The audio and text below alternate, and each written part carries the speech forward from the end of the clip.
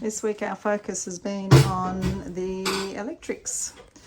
So we've installed the fans, Sirocco fans, some Nava lights, just 3 of those ceiling ones, and a couple of bedside lamps with a USB charging points, and they run through the conduits Mark's made.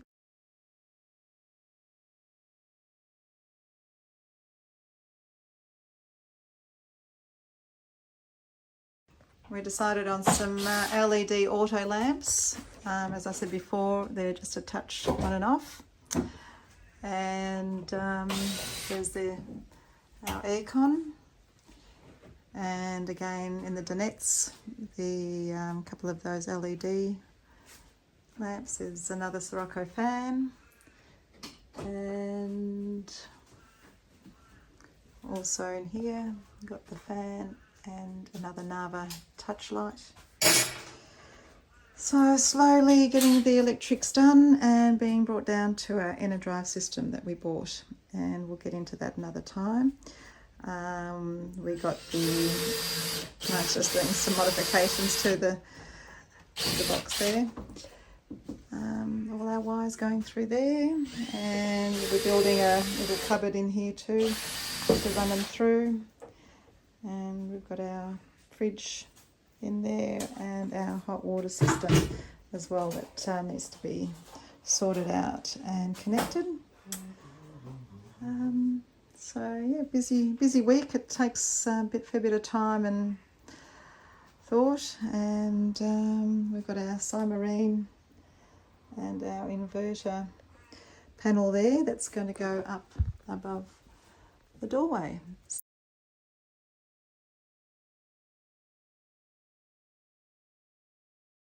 So we've also run our 240 in through the van as well, and it's just a plug in for the kitchen for appliances and whatnot that we want to use, and running through the conduits up here.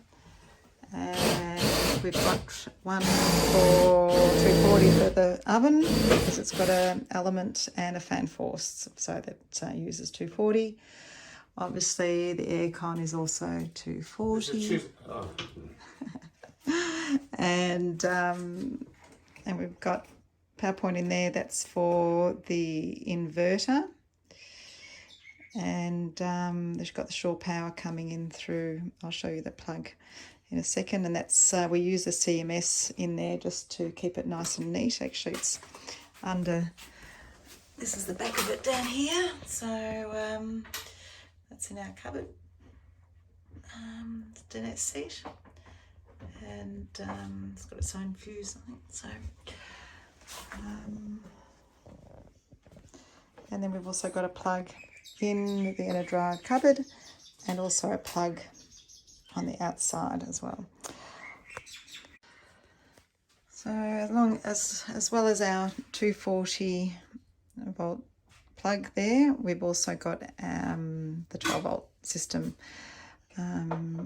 So for charging, we've got a couple of USB and a cigarette lighter in there for some appliances that only have that. Now we've got these 2 switches up here, which will be switching on an awning light on the driver's side, and also one for a fan, extra fan for the fridge.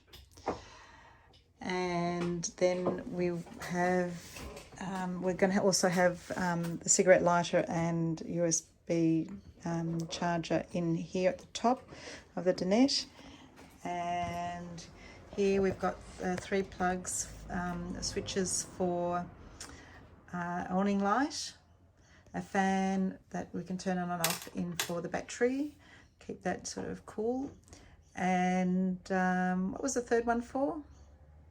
Oh, it switched to the light up in the dinette, so if we come in it's dark, we can, and since that was a touch lamp, we can just switch on the light inside on off as we come in or out. And then obviously we've got the step switch as well there. This is our CMS plug shore power on the It's got a little fuse there. And then one. Yep. So Mark's also put in a couple of the lights underneath the bed to light up the inside of the cupboard. A locker underneath, and that's our little outlet. Ooh, pretty tight for electricity there outside. Might be handy there too, because this is where we're going to have the barbecue in the toolbox there that we're getting made, and it's going to have a table and stuff like that too, so it'll be handy to maybe do some induction cooking with or use it that way. I've seen some modifications to our N-Drive board.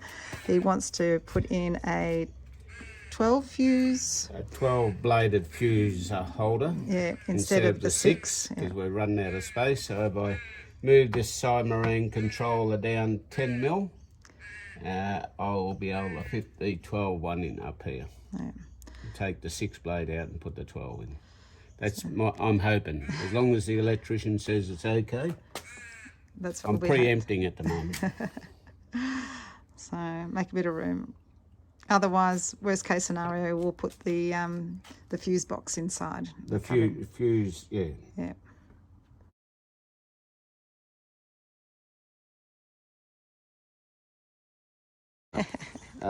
On Friday we had Justin install the solar panels. There's 480 watt N-Drive solar panels on the top. We've got room for one more down the back if we ever need it in the end, but at the moment we've got 720 watts of solar power, so we think that should be enough. And we installed the air conditioner too the other day, and that all went well, and that's working. We tested that's working. And the cables here are still out until he finishes the switchboard, so he can test everything. So, and then they'll be back underneath the solar panels and neaten it all up. Tucked away. But we haven't got much real estate left up here. No. So it's good.